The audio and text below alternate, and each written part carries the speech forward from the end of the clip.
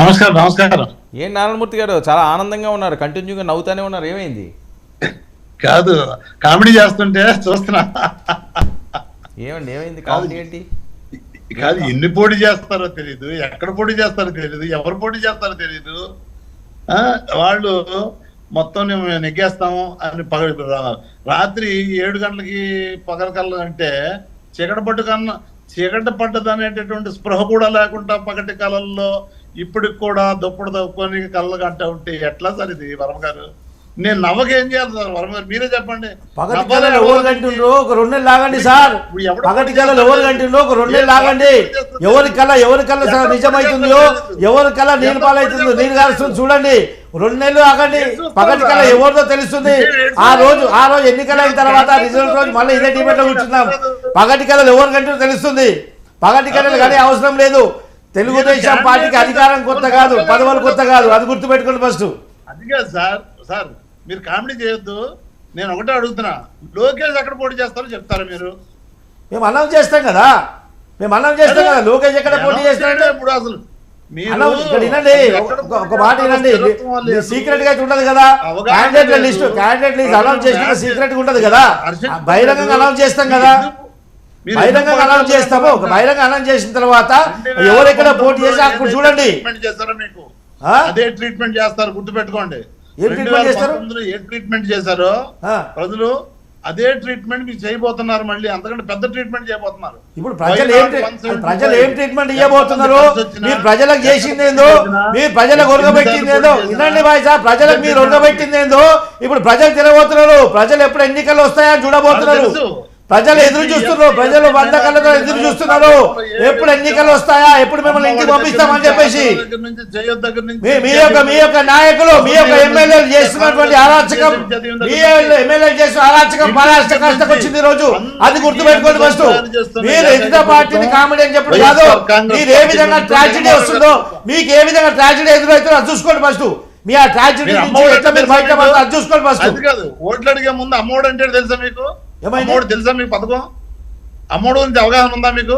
అమ్మ ఓడి ఏ ఓడి ఏంది అన్ని తెలుసు మాకు తెలియదు కాదు. మీరు మీ పథకాలు విమర్శించడానికి మేము ఇక్కడ కూర్చోలేదు, మీ పథకాలు చెప్పడానికి మేము ఇక్కడ కూర్చోలేదు. ఇక్కడ గురించి తెలియదు. మీరు రాజకీయాల గురించి మాట్లాడుతున్నారు, పోటీ గురించి మాట్లాడుతున్నారు. ఎక్కడ పోటీ చేస్తారో తెలియదు, ఎవరు పోటీ చేస్తారో తెలియదు, ఎవరెవరు ఏ పార్టీ పోటీ చేస్తారో తెలియదు, ఏ గుర్తు మీద పోటీ చేస్తారో తెలియదు. మీరు రాజకీయాల గురించి మాట్లాడితే మీరు పోటీ గురించి మా పార్టీకి పోటీ అంటారు. మీరు కొట్టుకొని ముందు బయటపడండి. మీ తెలుస్తుంది. ప్రజలు చూస్తున్నారు. మేమేం కొట్టుకుంటామా, మేమేం తెచ్చుకుంటామా, దాని పంచాయతీ ఎందుకు? ఎప్పుడు మందిస్తల్లో మూతి పెట్టడం ఎందుకండి? మావిస్తల్లో మూతి పెట్టడం ఎందుకండి? ఫస్ట్ మీ క్యాండిడేట్ అనౌన్స్ చేసుకోండి. ఫస్ట్ మీ క్యాండిడేట్ అనౌన్స్ చేసుకునే ముఖం మీకు లేదు. మరి మా క్యాండిడేట్ల గురించి మాట్లాడతారా? మా క్యాండిడేట్ల బహిరంగంగా అనౌన్స్ చేస్తాం. అప్పటిదాకా ఓపిక పట్టండి.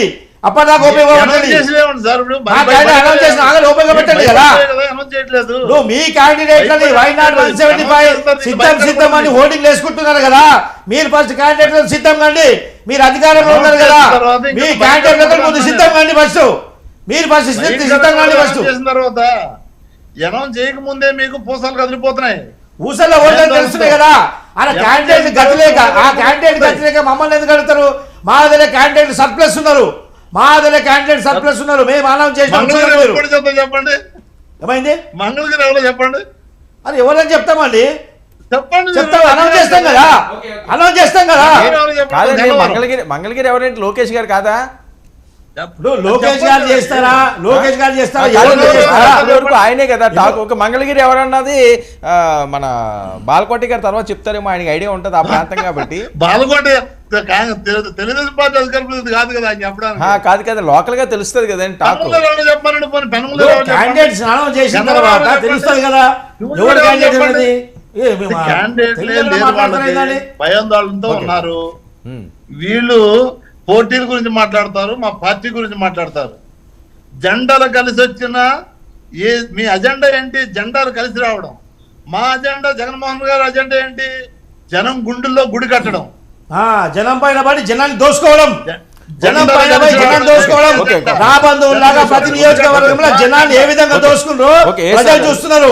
అర్థమైందా? మీరు మాట్లాడే ముందు బీ సీరియస్, ఎంతకాలంగా మాట్లాడమాకండి. ఎవరైనా బాధ్యతగా మాట్లాడుతున్నారు. It is not good. Your body language is not suitable for the debate. గుండెలు గుడి కట్టడం mind your body language. Your body language not suitable for debate. ఏమనుకుంటారు అసలు? గుండెల్లో గుడ్లు కడతాం. మీరు మాట్లాడే స్పష్టంగా మాట్లాడేది, ఎటకాలంగా మాట్లాడడం జాగ్రత్త. మీరు పొడుస్తారు. మేము జనం గుండెలో గుడి కట్టుకుంటారు మా జగన్మోహన్ రెడ్డి గారు. గూడు కట్టుకోరు, జనం కట్టుకున్న గూడ్లని మొత్తం కూల్చేస్తున్నారు. కనిపిస్తలేదా? నడిపొట్టిన జనాన్ని మొత్తం కూల్చేస్తున్నారు. జనాన్ని అక్రమంగా దోచుకుంటున్నారు. కనిపిస్తలేదా? జనాన్ని మొత్తం అక్రమంగా దోచుకుంటున్నారు. కనిపిస్తలేదా? మీ నాయకులు వీధుల్లో తిరుగుతుంటే తలుపులు మూసుకుంటున్నారు మహిళలు. అది ఫస్ట్ చూసుకోండి. అది సిగ్గు లేకుండా మాట్లాడుతారా మీకు? మీరు ఒక్క నిమిషం ఆయన మాట్లాడినండి. ఎందుకంటే 2015-19 body language, proper body language ఉన్నాను. మాట్లాడుతున్నాడు. జనాన్ని పంచుతున్నాడు జగన్మోహన్ రెడ్డి గారు. 4.5 లక్షల కోట్ల రూపాయలు. నారాయణమూర్తి గారు ఏంటి ఢిల్లీ ప్రయాణం ఉన్నదట, కీలకమైన భేటీ అట, దేనికోసం? ఇప్పుడు ఢిల్లీ అంటే మనకు ఉన్న ప్రాజెక్టులు, మనకు రావాల్సిన నిధులు, మనకు రావాల్సిన ఏవైతే ప్రాజెక్టులు ఉన్నాయో వాటి గురించి డిస్కస్ చేయడానికి జగన్మోహన్ రెడ్డి గారు యాజ్ సీఎం కేంద్ర ప్రభుత్వం రాష్ట్ర ప్రభుత్వం మధ్య కొనసాగుతూనే ఉంటాయి. ఇవన్నీ కంటిన్యూస్ ప్రాసెస్. 5 సంవత్సరాలు గుర్తు రాలేదు. ప్రభుత్వం ఓడిపోయే ముందు, ఇంటికి పోయే ముందు ఓడిపోతే ఎట్లా చూసుకోండి చూడండి అని చెప్పేసి ప్రాధాన్యపడడానికి పోయింది ఢిల్లీకి. అధికార పార్టీ అండి, మీ అందరికి ఆయనే సమాధానం చెప్పండి. ఆయన మాట్లాడి మీకు ఇస్తాను. వాళ్ళకి అవకాశం లేదు. అధికార పార్టీకి జవాబు చెప్పాలంటే ఉండాలి, పద్ధతి ఉండాలి. మీరు మాట్లాడినప్పుడు అట్లా ఓకే. నారాయణమూర్తి గారు ఆందోళన చెందుతా ఉంటారు. నారాయణమూర్తి గారు ఒక్క నిమిషం అండి. నారాయణమూర్తి గారు